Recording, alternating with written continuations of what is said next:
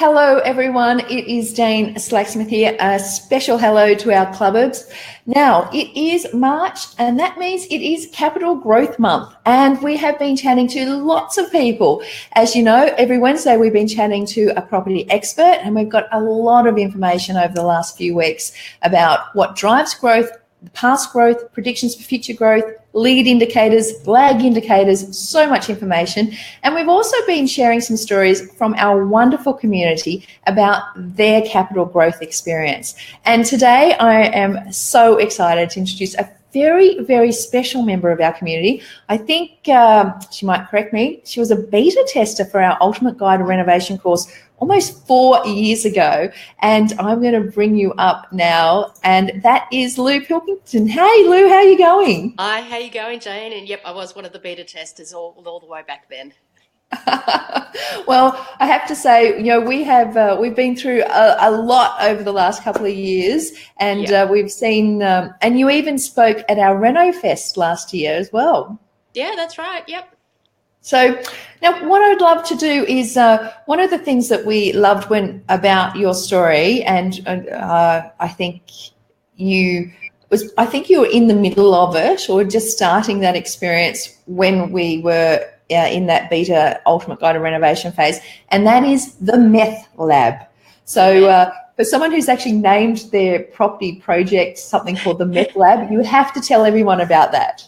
Look, we certainly didn't include that in the rental advertisement later on. So yeah, look, it was a property that we purchased on the New South Wales Central Coast, and we picked it up for about $100,000, and it was an old asbestos box basically, and it was unlivable. It had a very colourful past when you spoke to the neighbours, and police were regular there, and I think the rats were slightly more regular at the property. Oh, been abandoned for a few years, but everything had been smashed out. There was no power, no anything in it, no water. Well, there was water, but it wasn't from a tap that was through the place. So oh gosh. Completely unlivable. And I do remember at the time we were going through getting a loan, we found out at the very last minute that the bank we were going through suddenly found out that it was a derelict property and said, oh, we can't lend on that. So it was a bit of a mad panic at the end to actually find a bank that would actually loan to us on a property like that. So and I mean, you also, I guess we look at the Trident strategy, we talk about buying below the market. I guess it's one tactic to actually buying a property that no one wants. How much below the market really, what was the median in the area?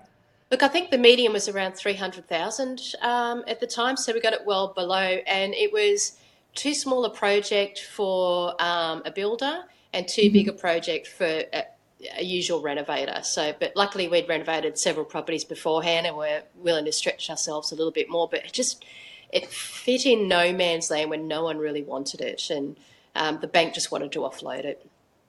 So tell me this, how did capital growth feature into the meth lab experience for you? It really saved us because we'd started on the project before doing the renovation programs. We blew our budget. I think we estimated we'd spend about 100,000 or 90,000 on renovations. I think in the end we spent about 200,000. Wow. So that, it also took us 2 years instead of 6 months to finish it because my husband changed jobs, so he was travelling a lot, and I had a second baby. So the time we'd had previously was no longer there. So things really blew out. So the holding costs for 2 years were substantial as well.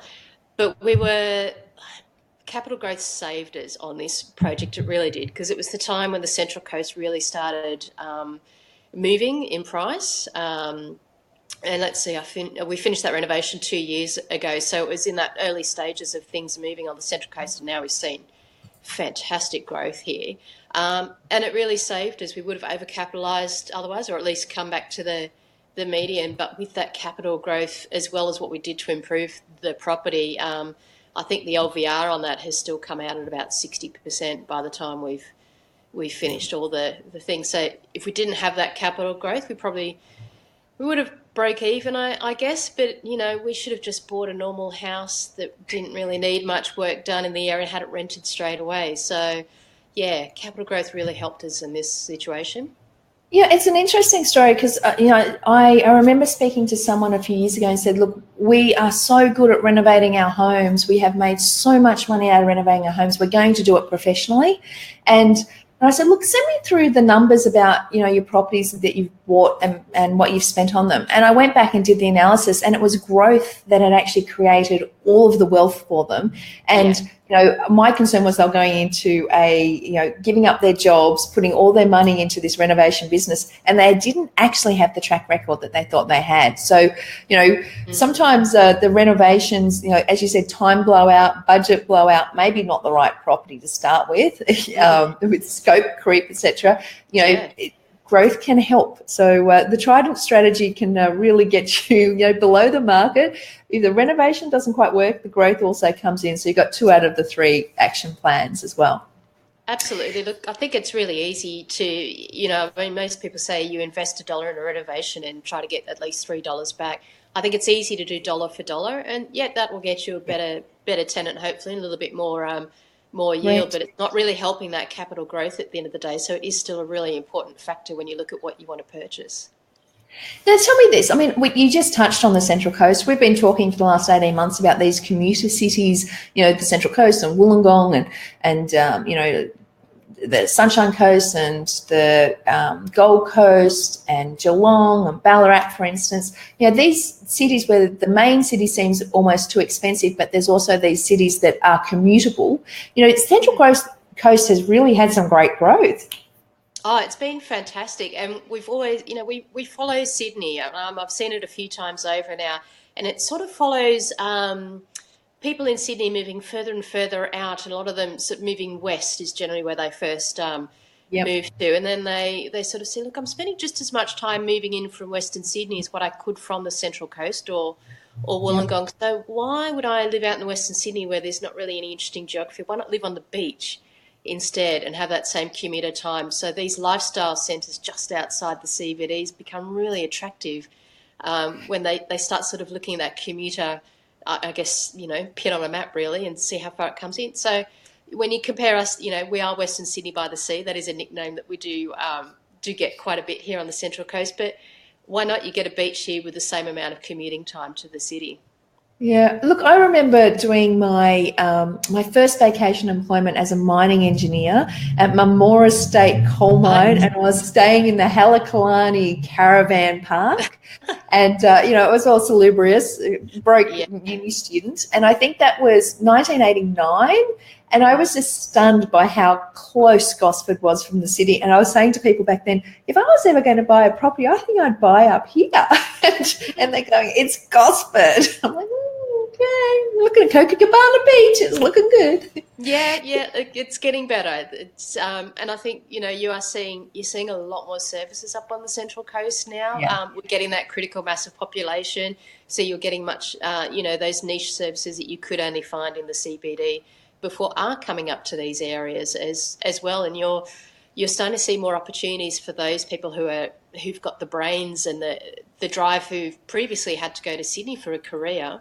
are actually Yeah. starting to be able to get them on the Central Coast as well. So we're not necessarily just seen as a dormitory for commuters now. We're starting to actually build those careers in the area itself, so you can have the lifestyle and have the job within that area as well.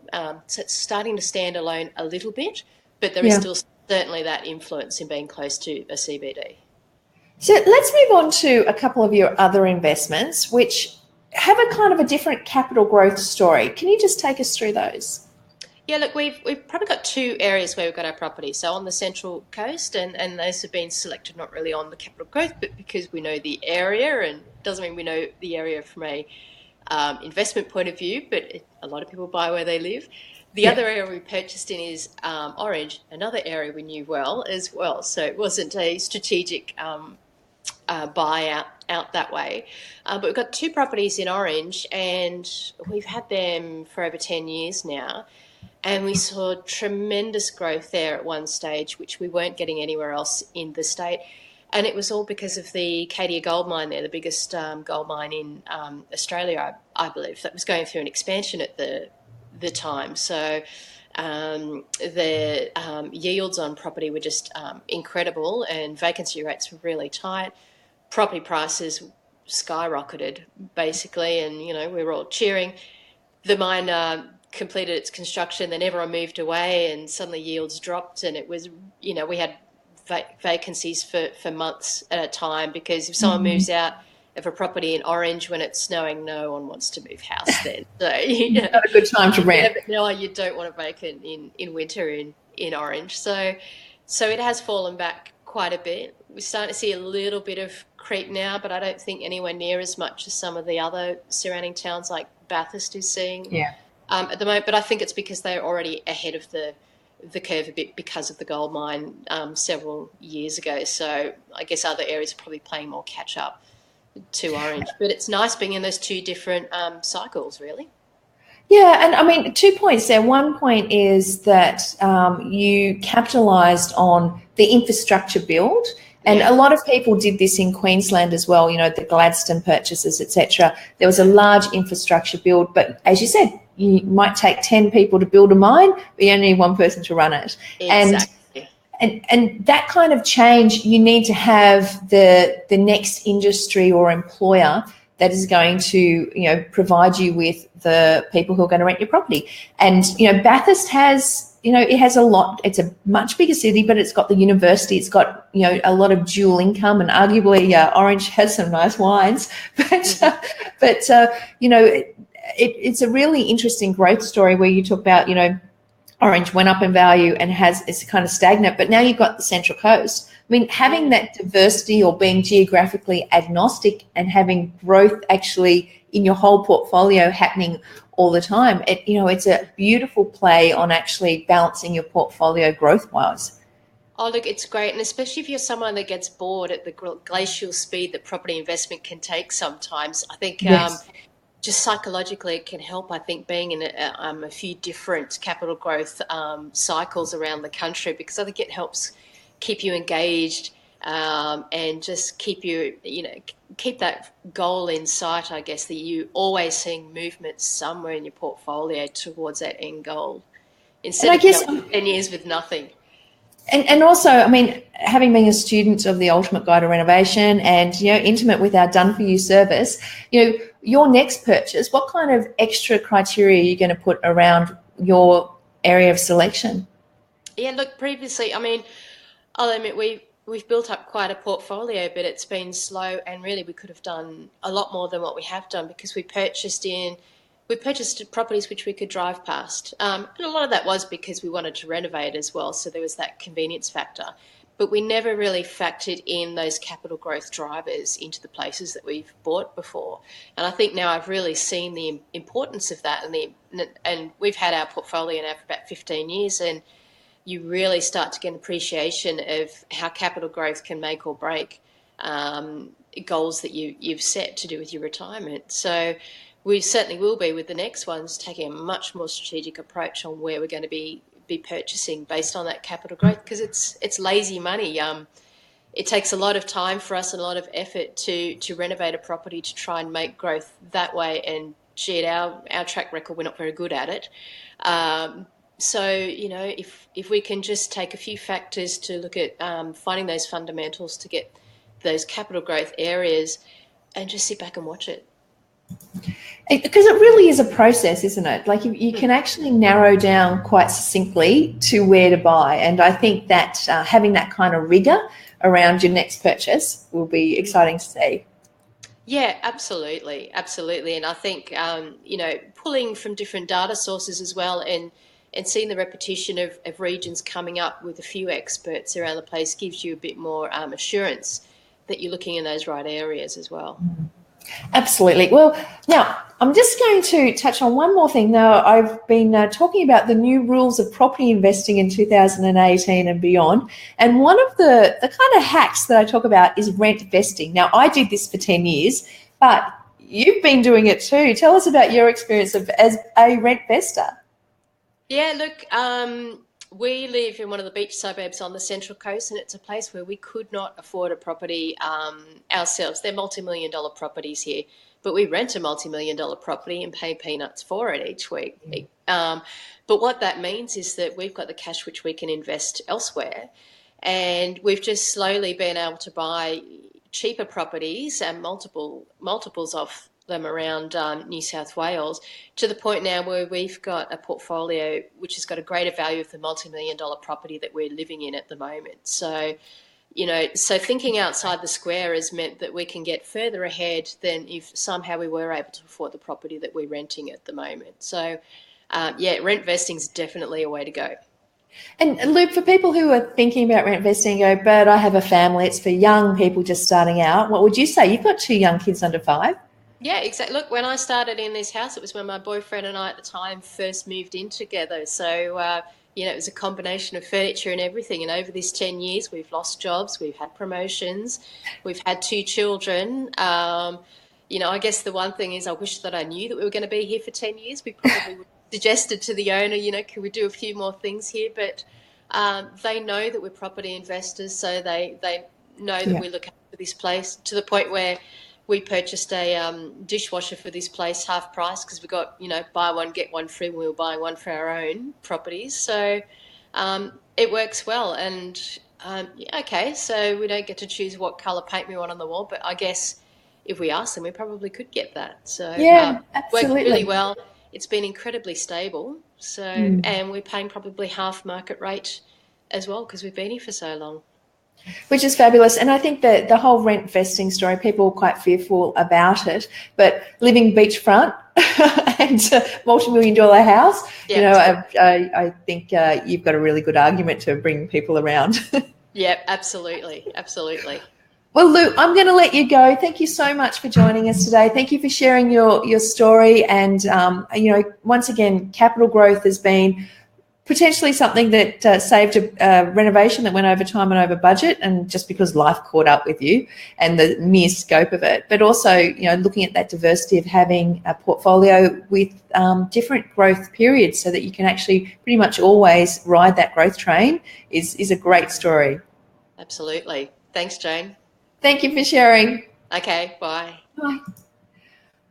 Well, guys, that is it for our talk today around capital growth. Now, I'm going to try to bring someone in on Monday, just as an extra special visitor who can talk to us about growth and how growth has actually been quite an extraordinary story for members of their family. So 12:30 on Monday, check back here and we'll have a chat to someone else. But Lou has just been so wonderful in sharing her experience, talking about capital growth. We've had so much fun this month chatting about growth. Now, if you're watching this and you're not in the club and you haven't seen all of the great video and contents and people's experience and you would like to learn more, then go and join the club. I'll put a link up in the attachment above, but we would love for you to come and join us.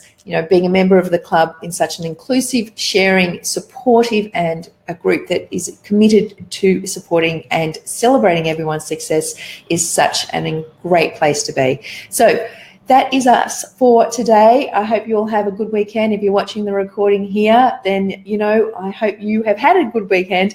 And for everyone here, I hope you have a great Easter as well. So that's it. March, Capital Growth Month, someone new on Monday and on Wednesday. And I look forward to chatting to you soon.